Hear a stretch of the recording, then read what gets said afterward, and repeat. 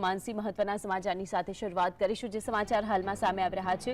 Wrestler Vinesh Phogat પેરિસથી Delhi પહોંચી છે। Delhi airport પર વિનેશ ફોગાટનું ભવ્ય સ્વાગત કરવામાં આવ્યું છે। દિલ્હી એરપોર્ટ પરના આજે દ્રશ્યો ટીવી સ્ક્રીન પર જોવા મળ્યા છે।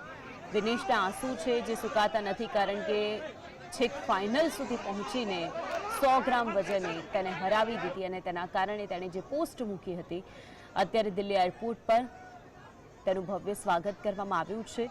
જેટલા પણ લોકો ત્યાં ઉપસ્થિત છે તે લોકોનું એટલું જ કહેવું સામે આવ્યું છે, ભલે મેડલ હાથમાં નથી પરંતુ ખરેખર વિજેતા વિનેશ ફોગાટ છે। દિલ્હી એરપોર્ટ પરના જે દ્રશ્યો સામે આવ્યા છે, વિનેશ ફોગાટ કે જ્યારે ફાઇનલ સુધી પહોંચી ગઈ હતી અને જે પરિણામ ઓલિમ્પિક દ્વારા આપવામાં આવ્યું હતું કે 100 ગ્રામ વજન વધારે હોવાના કારણે વિનેશનું ડિસ્ક્વોલિફિકેશન જાહેર કરવામાં આવ્યું હતું, તે પછી છેક સુધી તે લડી પણ હતી, જ્યાં સુધી ઓલિમ્પિકનું ફાઇનલ સમારંભ ન પહોંચ્યો પછી પણ જે ચુકાદો હતો તે પેન્ડિંગ હતો કે વિનેશને સિલ્વર મળશે કે કેમ, તો આખરે સિલ્વર પણ ન મળ્યો ને આખરે વિનેશ ફોગાટે તે જ સમયે એક્સ પ્લેટફોર્મ પરથી જાહેરાત કરી હતી કે તે હવે કુસ્તીને અલવિદા કહી રહી છે।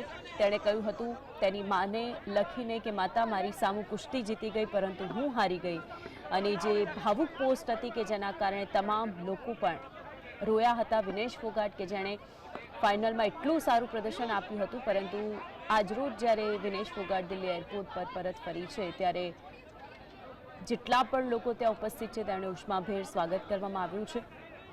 દિલ્હી એરપોર્ટ પર મોટી સંખ્યામાં લોકોની ભીડ જોવા મળી છે।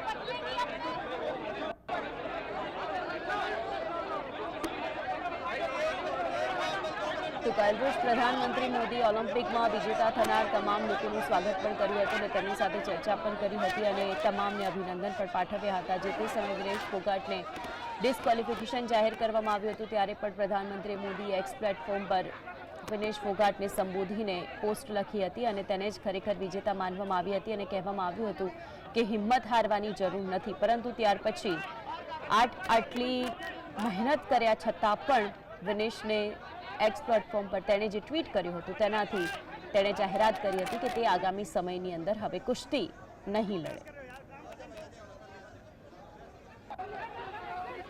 તો આજ અંગે વધુ માહિતી માટે સહયોગી કામેશ જોડાઈ ગયા છે। કામેશ, 100 ગ્રામ વજનના કારણે વિનેશ ડિસ્ક્વોલિફાઈડ થઈ હતી ને ત્યાર પછી આજરોજ દિલ્હી એરપોર્ટ પર જ્યારે તેનું આગમન થયું છે, આંખમાંથી આંસુ રોકાતા નથી। બિલકુલ માનસી, આપણે જણાવી દઉં કે ભારતીય રેસલર વિનેશ ફોગાટે પેરિસ ઓલિમ્પિક 2024માં શાનદાર પ્રદર્શન તેમણે કર્યું।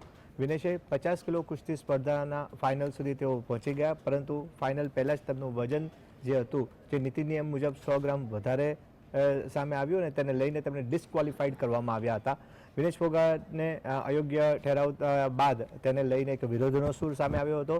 ભારત તરફથી વિરોધ કરવામાં આવ્યો હતો અને કોર્ટ ફોર આર્બિટ્રેશન્સ ફોર સ્પોર્ટ્સ એટલે કે CAAમાં અપીલ કરવામાં આવી હતી કે તેમને સંયુક્ત રીતે રજત ચંદ્રક આપવામાં આવે, પરંતુ CAA જે રેસલર સ્ટાર વિનેશ ફોગાટની અપીલને ફગાવી દીધી હતી। હાલની જો વાત કરવામાં આવે તો રેસલર વિનેશ ફોગાટ હવે પેરિસથી દિલ્હી પહોંચી ગયા છે।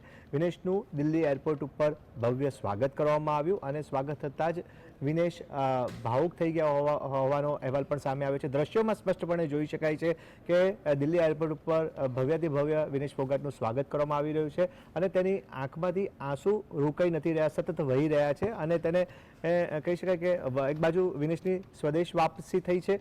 ઇન્દિરા ગાંધી એરપોર્ટ ઉપર ભવ્યથી ભવ્ય સ્વાગત માટે બહુ મોટી સંખ્યામાં લોકોની ભીડ એકત્ર થઈ છે અને ત્યાંથી શરૂ કરી અને તેમનું ગામ જે બવાલી છે ત્યાં સુધી ભવ્ય સ્વાગતની એક તૈયારીનો એક રોડમેપ તૈયાર કરવામાં આવ્યો છે અને તેને લઈને હવે ખાસ આ વિનેશ જ્યારે પરત ફર્યા છે ત્યારે તેમના ભવ્ય સ્વાગતનો આખા રૂટ ઉપર તેમને ભવ્ય સ્વાગત કરવામાં આવશે, પરંતુ આ ભાવુક પળ છે અને તેને લઈને વિનેશ ફોગાટ અત્યારે ભાવુક થયા છે અને આગામી સમયમાં પણ જે તેમની જે રેસલર તરીકેની જે કૂચ જે છે તે સ્પોર્ટ્સમેન સ્પિરિટથી તે કેવી રીતના હવે કયા એંગલથી તે આગળ વધારે છે તે જોવાનું રહેશે।